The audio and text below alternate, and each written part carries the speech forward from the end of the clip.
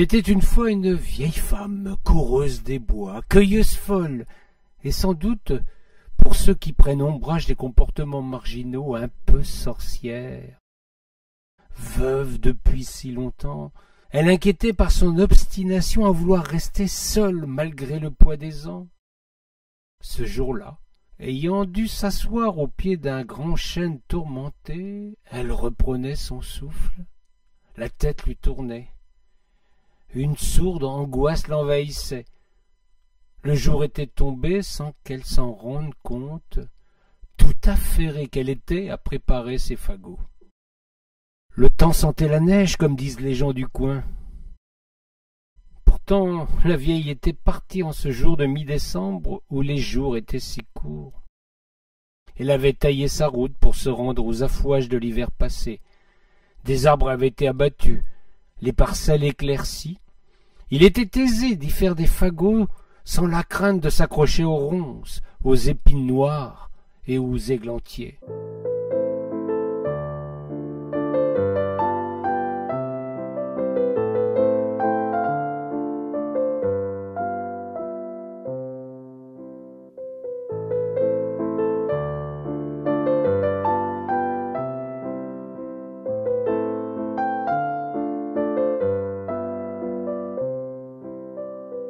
Elle allait son chemin. La forêt avait toujours été son terrain de jeu.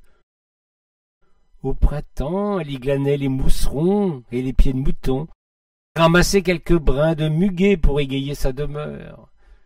L'été, elle y conduisait ses chèvres. Il y avait toujours pâture pour elle à l'humidité des clairières.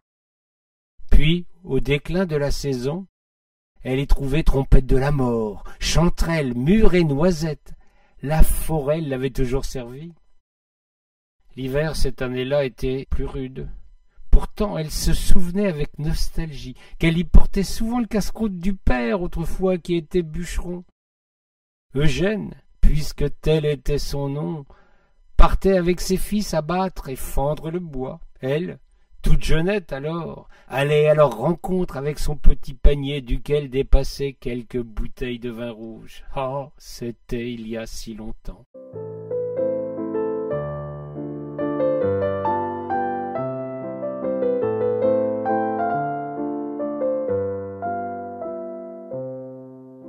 Ce jour-là, elle entra dans le bois, insouciante et joyeuse.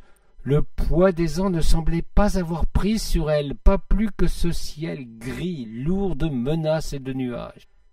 La forêt était anormalement silencieuse, comme si les animaux étaient dans l'attente de la neige ou d'un mystère plus profond encore.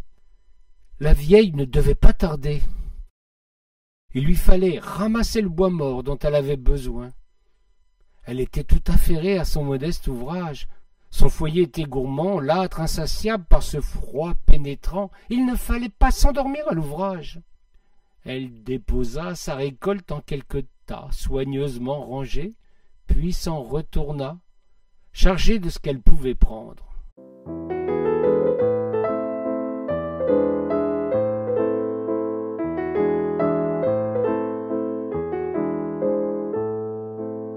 Dans sa quête forestière, elle avait tourné en rond, pensant que le chemin n'était pas très loin de là. Il lui fallait retrouver la lisière pour s'en retourner chez elle.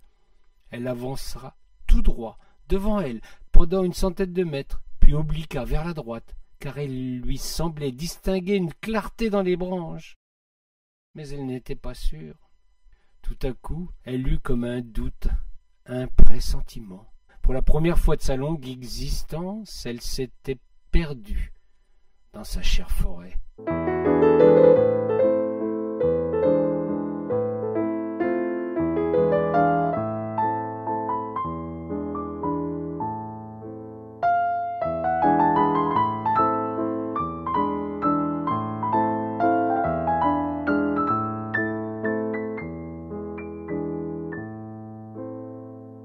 C'est le gars Lucien, dit Morvandiau, un solide gaillard de 20 ans, bûcheron de son état, qui la retrouvera au petit jour. Hermine était allongée, à l'abri de la bise, au creux d'un fossé à sec, sur un lit de feuilles mortes. Elle reposait là au pied d'un grand chêne, son arbre préféré. Avant d'appeler à l'aide, Lucien la contempla longuement. Elle avait attaché son foulard, mis en ordre ses habits et sa mise. Il lui semblait que la vieille avait attendu le grand sommeil, sans inquiétude ni colère, comprenant sans doute que son heure avait sonné, que la Camarde était venue l'acquérir au milieu des bois, en cette nuit qui sentait la neige.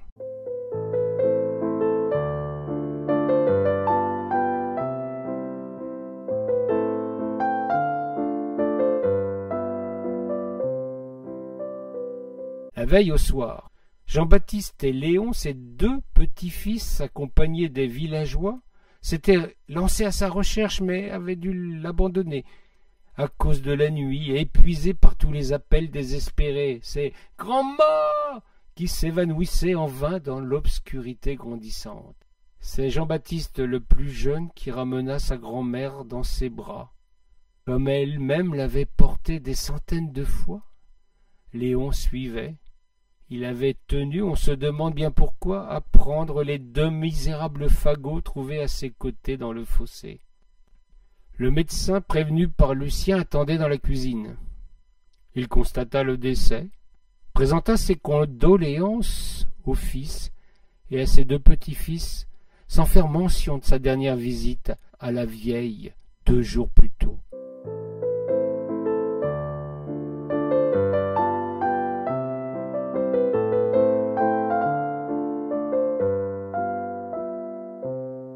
Il avait constaté à cette occasion que la vilaine grosseur qui déformait la gorge de Hermine avait encore enflé plus que de raison. La vieille femme lui avait décrit cette fatigue qui ne la lâchait plus, son affreuse douleur qui la rendait folle. Quand le médecin avait évoqué l'hôpital de Châlons, Hermine n'avait pas répondu, ou plutôt elle lui avait signifié d'un petit hochement de tête que ce n'était pas pour elle, qu'elle allait rester ici jusqu'au bout.